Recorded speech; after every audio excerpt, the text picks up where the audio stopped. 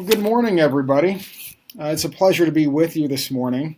My name is Chris Hilkemann, and I'm the Vice President, Risk Management, and Associate General Counsel here at Crete Carrier and Schaefer Trucking. And I just wanted to spend a few minutes with you this morning to discuss the Food Safety Modernization Act, otherwise known as FSMA. And I want to discuss how FSMA impacts the transportation industry, and more importantly, how the act affects you as a driver. So just some brief background information about the act. The Food Safety Modernization Act was signed into law by President Obama in January of 2011.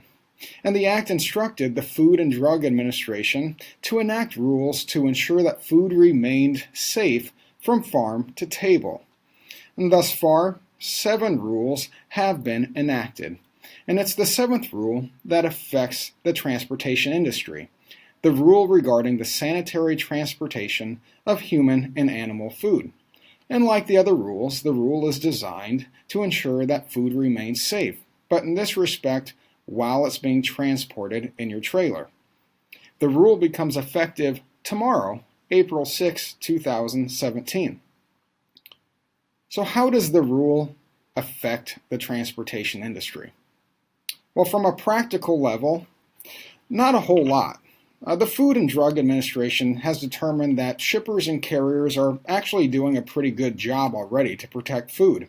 And in fact, it's very rare that there are cases of foodborne illnesses that are caused because of an issue in transportation. So when the FDA drafted the rule, they said, let's continue to let carriers and shippers do what they're already doing.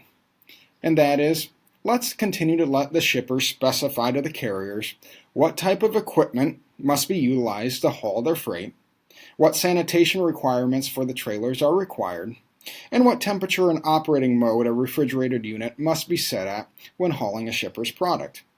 The carriers must follow these shipper requirements. So what does this mean for you as a driver? Well, it means you need to continue to do what you're already doing. And here's 10 things that you need to ensure that you're doing on your loads. Ensure you are inspecting your trailers for evidence of water leaks, holes, faulty door seals, or other damage that may allow contaminants into your trailer, such as dirt or debris, pests, things of that nature. Ensure your trailer is broom clean, and if the condition of the trailer requires a washout, be sure you get that trailer washed out before delivering it to the shipper. Some shippers require a washout before that trailer is delivered, so be sure that you're washing that trailer out if instructed by the operations department. During your inspection, ensure that no odors exist within the trailer. Now, if you're hauling a temperature control load, ensure that your reefer unit is operating appropriately, that the air chute is in good condition and attached to the ceiling of the trailer, and that the drains are clear and free from obstructions. This will ensure that your reefer unit operates as it is intended. And be sure to follow any shipper instructions that are relayed to you by your operations staff. Now, if the trailer needs maintenance, be sure to get with your asset manager to have that trailer repaired before you drop that trailer off at the shipper for loading. This will ensure that you have no issues at the shipper during loading and no issues at the receiver during unloading. Ensure your reefer is always set to the correct temperature and operating mode specified on the shipper's bill of lading, and that you are checking your reefer each time you stop to ensure that it is operating properly. Contact the road call center, the breakdown department, and the risk management call center anytime there is a problem with your refrigerated unit. In the event of a refrigeration issue or any other concern that you have regarding the sanitary condition of the load, be sure to get with the risk management call center, who will address the issue with the shipper and provide you with instructions.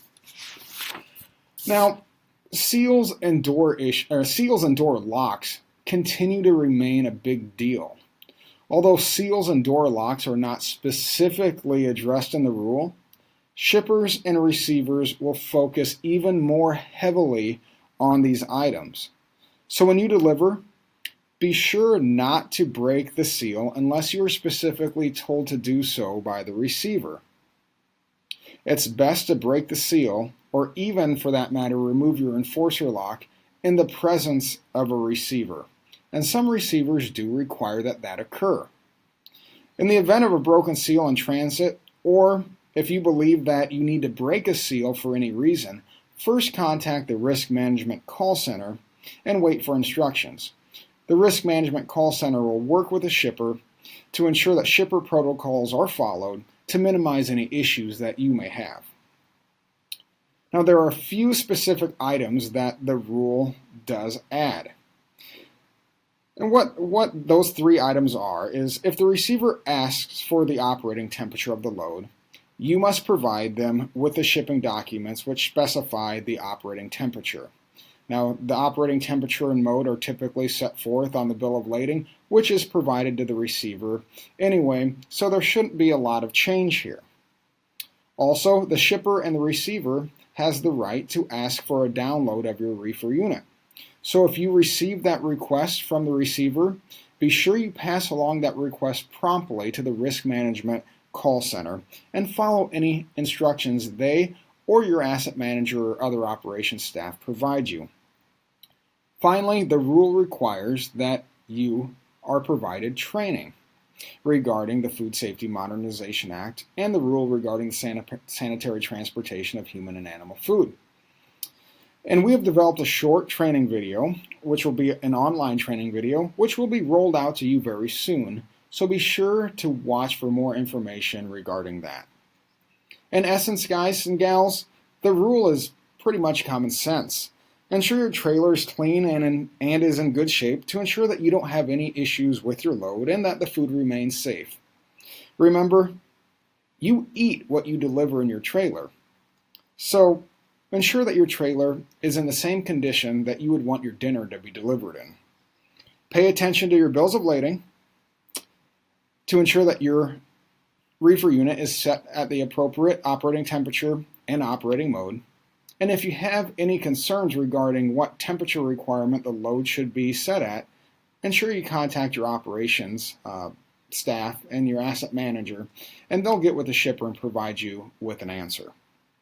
If you have any other questions or concerns regarding the sanitary conditions of the load, be sure that you contact your asset manager, operations staff, or the Risk Management Call Center for assistance.